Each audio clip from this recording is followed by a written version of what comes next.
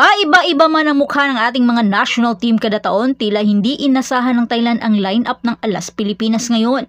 Medyo nahirapan sa kabila ng dominasyon ng Thailand. Sa isang pagtutuo sa pagitan ng Thailand at Alas Pilipinas sa CV League, muling pinatunayan ng Powerhouse Thailand ang kanilang dominasyon na nagtala ng sunod-sunod na panalo laban sa kupunan ng Pilipinas.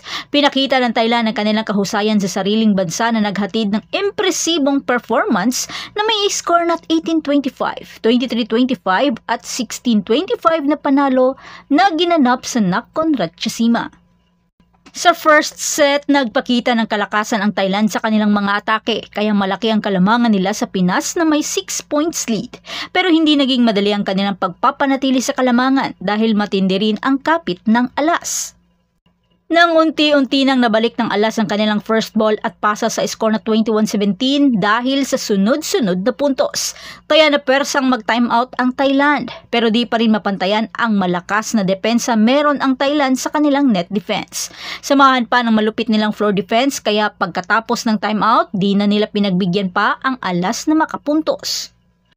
Sa second set, pinasok na ni Coach Jorge Sinunag at mukhang nagising ang katawang lupa ng Alas nang bigyan nila ng mahigpit na laban ang Thailand.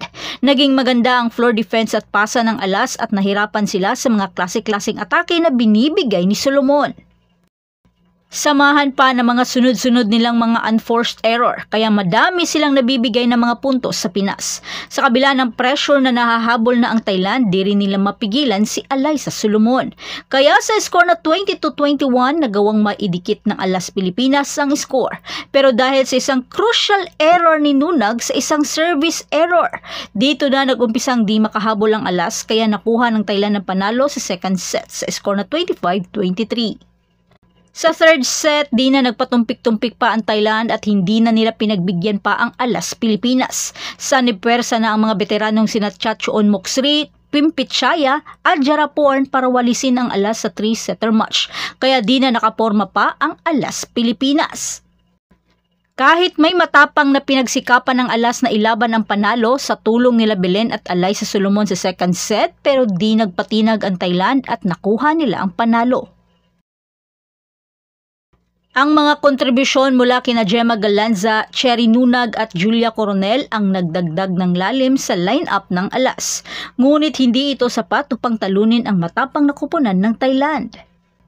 Dahil sa pagpalawak ng kanilang sunod-sunod na panalo sa kanilang 19th straight mula nang simulan ang torneo noong 2019, patuloy na pinatutunayan ng 6 na beses ng kampiyon mula sa Thailand ang kanilang dominasyon sa CV League.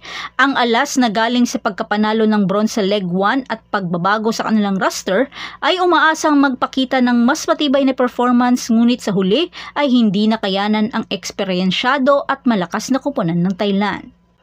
Ang mga manlalaro tulad ni Ea Laure, Faith Nesperos at Cici Rondina ay nagpakita ng kanilang galing para sa Alas. Ngunit ang pinakamahusay na performance ay mula kay Chachoon Moksri ng Thailand, ang kasalukuyang CV League MVP at best outside hitter na nagdala sa kanilang kupunan sa tagumpay. At syempre, naghihintay ng pagkakataon para makabawi ang Pilipinas kapag haharapin na nila ang Vietnam na wala si T4 sa roster sa Biyernes, alas 4 ng hapon sa oras ng Pinas. Sa unang leg, ang best opposite hitter na si Nguyen at ang kanyang kupunan ay naging matindi ang bakbakan laban sa Alas. Bagamat kinapos man, pero binigyan pa rin sila ng malupit na laban ng Alas Pilipinas. Kaya sa susunod na laban, makakabawi na kaya ang Pinas? Ano sa palagay mo? Ano ang magandang kombinasyon na lineup na pwedeng ilaban sa Vietnam? At yan ang lahat para sa ating update ngayon. Manatiling nakatutok para sa iba pang mga balita mula sa mundo ng Philippine Volleyball. Huwag kalimutan mag-like, mag-subscribe at i-spike ang notification bell para hindi ma-miss ang mga susunod na video. Hanggang sa muli, patuloy na mag-spike at mag-dig sa ating channel. Ginabi na lang talaga. Lakad pa din. Bakit ka dyan nakahawak? Ano? Ano?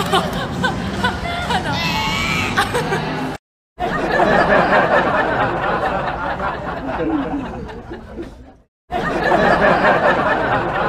Ate? Anong gagawin ko? Ano? Paano? Isa pa? 1, 2, 3. Uto.